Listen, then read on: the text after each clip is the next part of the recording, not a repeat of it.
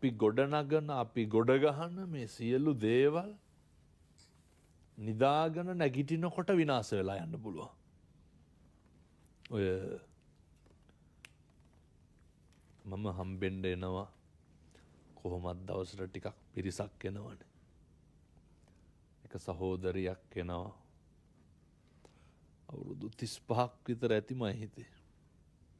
හරි වැදගත් අර මැරෙන්නේ නැහැ කියලා හිතාගෙන ජීවත් වෙන මිනිස්සු ඉන්නව නේද? කොයි වෙලේ ව්‍යාධියට මුහුණ දෙන්න වෙනවද කියන එක මතක තියාගන්න ඕන. ජරාවට සහෝදරිය අල්ලගෙන තමයි දෙන්නෙක් දෙපැත්තෙන් ආවේ. මම අහනවා මොකක් හරි අසනීපයක්ද? එතකොට කියනවා හාමුදුරුවනේ මගේ ඇස් පේන්නේ. මගේ මේ ජීවිතේ පොත පතට වඩා මම යථාර්ථයේ තේරුම් ගත්තේ අත්දැකීම් වලින්. මම මේ වැඩසටහනේ මේ ඉස්සරලම කියන්නේ. භික්ෂුවක් විදිහට පුදුම විදිහට ලෙඩුන්ට පිරිත් කියලා තියෙනවා. ආය වෙන මොකුත් ඕනේ නැහැ ජරාවයි ව්‍යාධියයි ගැන තේරුම් ගන්න.